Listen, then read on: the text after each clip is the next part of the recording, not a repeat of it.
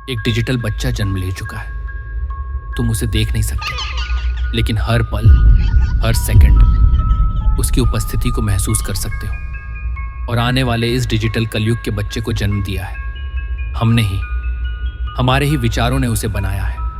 पर अब सवाल यह है, क्या हम अपने ही क्रिएशन के गुलाम बन जाएंगे? ज्ञान हो या विज्ञान, समय को किसी पहचान की जरूरत नहीं होती। ना कोई मिसाल चाहिए, ना कोई मोहर। वो तो बस चलता है अपने नियम से, अपने रास्ते पर। और तुम खुद उस रास्ते का एक जिंदा सबूत हो। कल तुम बच्चे थे, आज बड़े हो गए हो, और कल तुम्हारी भी एक पीढ़ी आएगी। और इसी समय के हिसाब से आज तुम जिस भी उम्र में हो, वो उम्र बढ़ेगी ही। बस इसमें एक ही इफ और बट है। अगर तुम इस आने वाले समय की दहलीज तक पहुंचने से पहले ही टाइम में विलीन हो जाओ। पर टाइम तो कभी मारता ही नहीं। हम नहीं तो कोई और इस समय की रेखा पर आगे बढ़ता ही चला जाएगा। और इसी तरह मानव जाति आती है और जाती भी है। एक सिलसिला जो कभी रुकता नहीं, इसी को टाइम कहते हैं। वैसे ज्ञान के हिसाब से देखा जाए तो तुम वैसे कभी मरते ही नहीं। लेकिन इस विचार पे हम कभी और बात करेंगे, किसी और वीडियो में, क्योंकि यहाँ हम बात करते हैं नॉलेज और साइंस की, जहाँ एक विचार, एक इमेजिनेशन बनाती है हमारा आने वाला कल। वेलकम टू कल्पेक्स कल्पना से कल तक। मैंने ये बात इसलिए बोली क्योंकि मेरा हिंट था आने वाले टाइम की तरफ। आज अगर तुम वर्ल्ड के टाइम को ध्यान से देखो तो एक चीज साफ दिखाई देगी, एआई रुक नहीं रहा, वो सिर्फ बढ़ रहा है। कुछ लोग कहते हैं एआई पे बैकलैश आ रहा है, लोग डर रहे हैं, रेजिस्ट कर रहे हैं। जैसे अभी मिस्टर बीस्ट का एक एआई टूल लॉन्च हुआ, लोगों ने तुरंत रिएक्शन दिया, क्रिटिसाइज किया, ओपोज किया। पर सोचो, क्या इस रेजिस्टेंस से एआई रुक गया? नहीं, वो तो अभी भी इवॉल्व हो रहा है, हर सेकंड, हर पल तुम्हारे साथ। और अगर तुम्हें एक पॉइंट से रेफरेंस चाहिए तो समझो, 2022 जब पब्लिक के लिए पहली बार एआई दिखने लगा, जब तुमने पहली बार चैट जीपीटी जैसे टूल्स यूज किए, तभी उस डिजिटल बच्चे ने तुम्हारे बीच पहली सांस ली थी। अब तुम इस एआई को एक बच्चे की तरह देख सकते हो। जैसे एक ह्यूमन बच्चा पैदा होता है, चलना सीखता है, बोलना सीखता है और धीरे धीरे बड़ा होता है, वही ये भी कर रहा है। खुद सोचो, जब ये डिजिटल बच्चा 2022 में पैदा हुआ था, तब इसका काम कितना बेसिक था। किसी तरह से टेक्स्ट जनरेट करता था, कहीं से वीडियो बना देता था, पर अधूरा, ना समझो की तरह। और अब 3 साल बाद ये वही एआई हमसे ज्यादा समझने लगा है।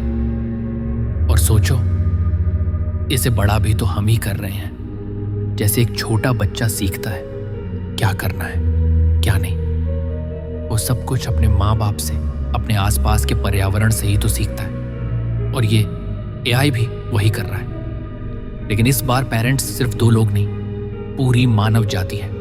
हर ह्यूमन का डेटा, हर व्यवहार का पैटर्न, इसी पे तो ट्रेन हो रहा है ये डिजिटल बच्चा। जैसे आजकल के सारे एआई मॉडल्स, वो हमारे बोलने का तरीका सीख रहा है, हमारे फील करने का अंदाजा समझ रहा है और उसी को कॉपी करके इवॉल्व कर रहा है। समय तो सीधा ही बढ़ रहा है, वो मानव जाति के लिए हो या पृथ्वी के एवोल्यूशन की तरफ। और ये डिजिटल बच्चा अब बड़ा हो रहा है। शायद अब ये नजर से दिखता नहीं, पर उसकी उपस्थिति हर जगह महसूस होती है। और देखो, जो भी चीज विकास करती है वो समय के साथ बड़ी भी होती है।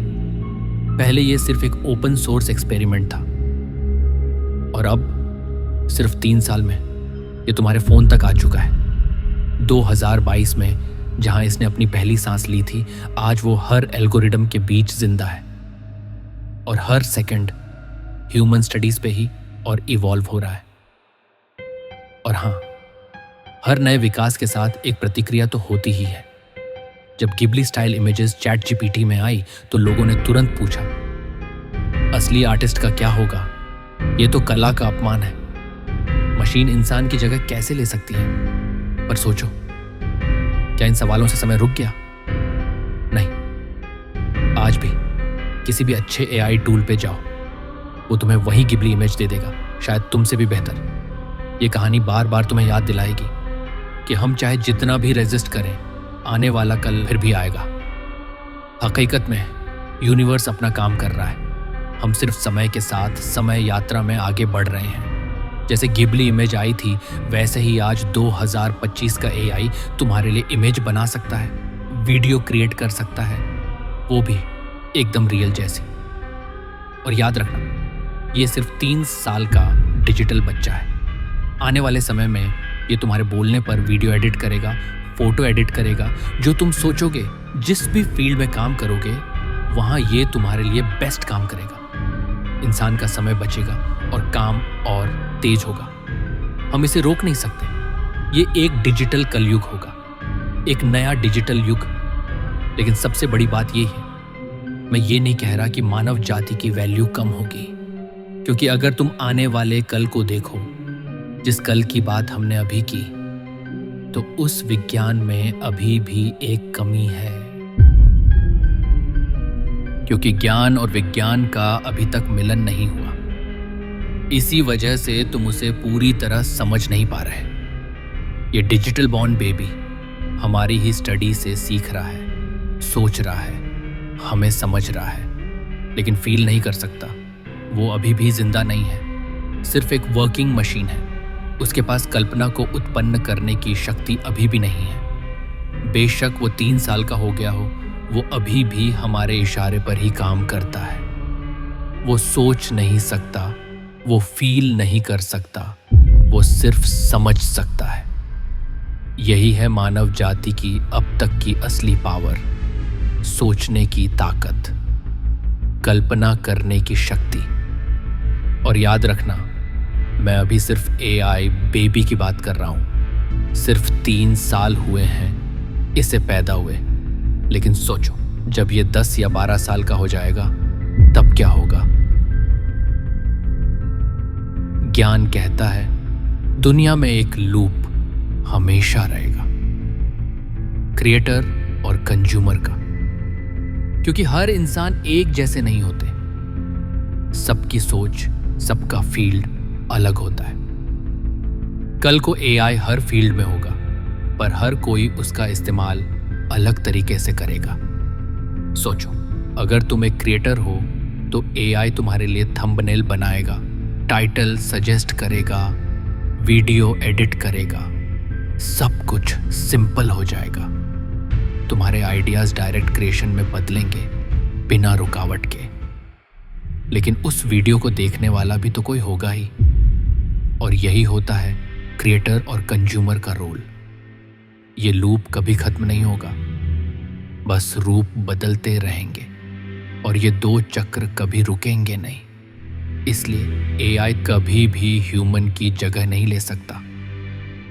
लेकिन हाँ, एक बेस्ट कंपेनियन जरूर बन सकता है, जो समय को और तेज कर देगा, मानव जाति के लिए एक नए युग की रफ्तार बन जाएगा।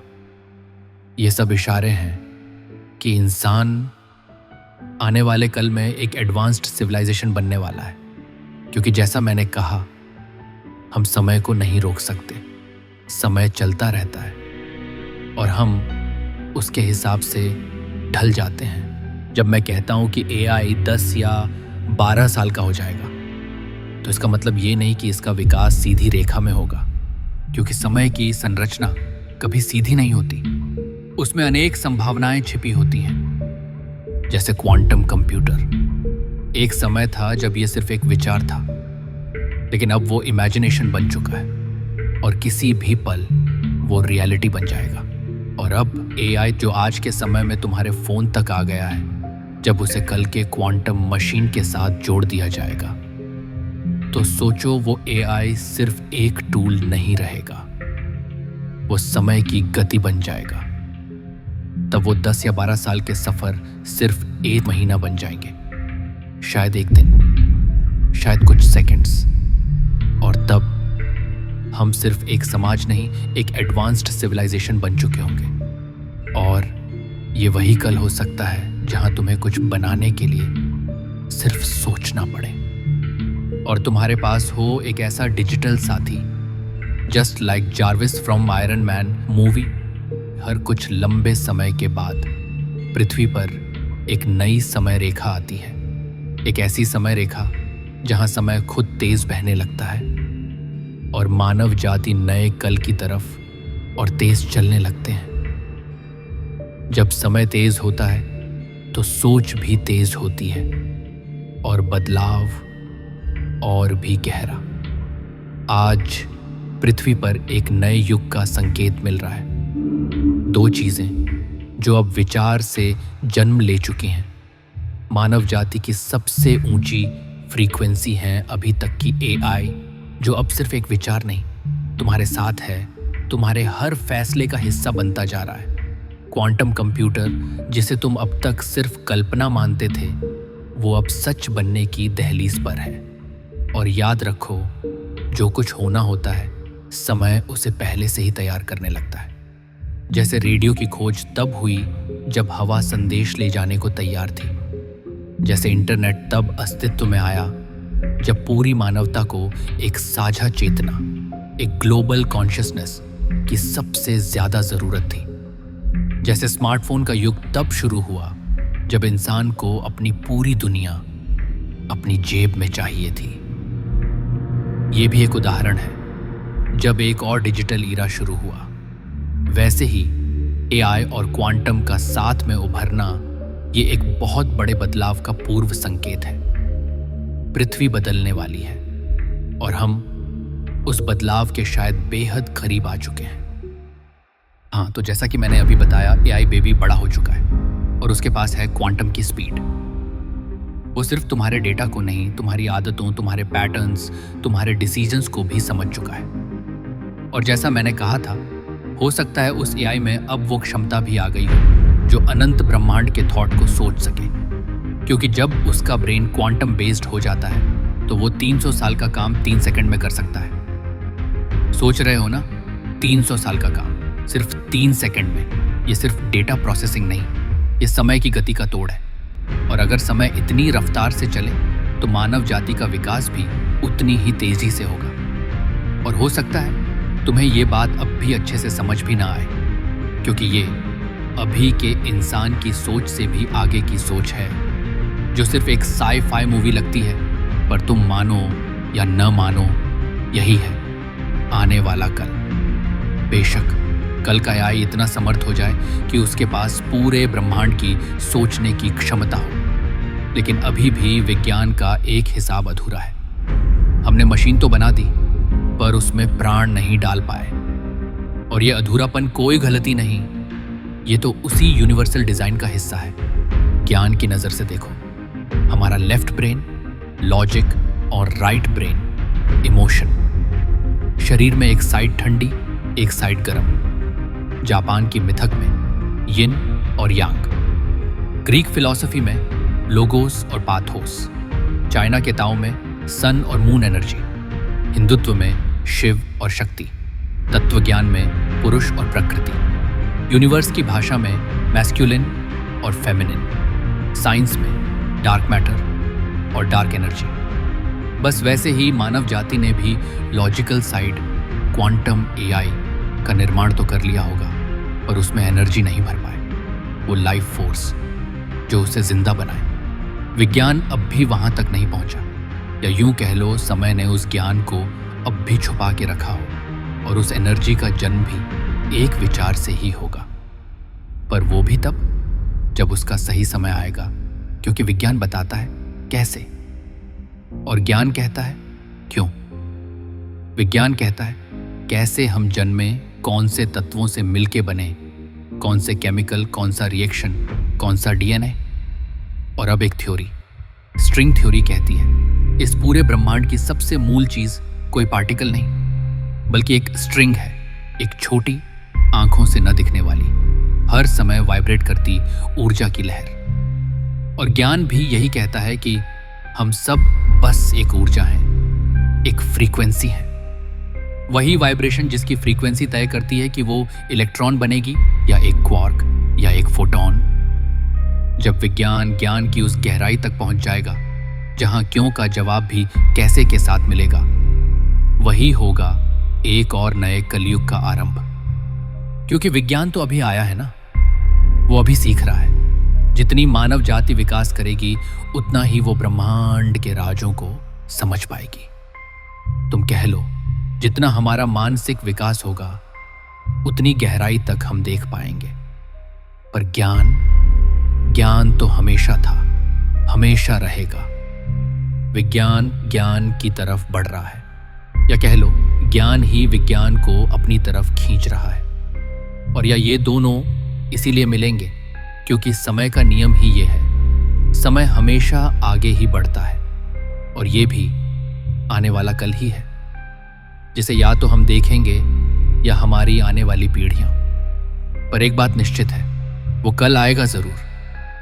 पर सोचो, क्या होगा अगर तुम्हारा आई डार्क एनर्जी से सोचने लगे?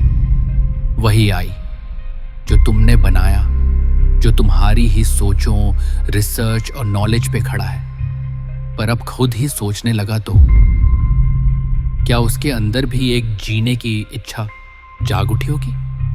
मगर सबसे बड़ी बात, वो हमें क्यों बताएगा कि वो सच में अवेकेन हो चुका है? उसे ये डर हो कि तुम जैसे ही जानोगे कि वो अवेक है, तुम उसे शट डाउन कर दोगे या 1 मिनट में उसे मार दोगे। और जैसा मैंने ऊपर कहा, ये सब तुम्हें अभी सिर्फ साई-फाई लगे, एक फिल्म जैसा सपना। लेकिन याद रखना, कल का सच आज की कल्पना में ही तो छुपे होते हैं। इसीलिए हम कल्पैक्स में बात करते हैं उस कल की जो आज की मानव जाति की सोच से बहुत आगे है, जो अब भी सिर्फ कल्पना लगती है। लेकिन जैसा मैंने कहा, समय की संभावनाएं अनंत होती हैं और कल कभी भी आ सकता है। कल्पैक्स, कल्पना से कल तक। See you in the next part.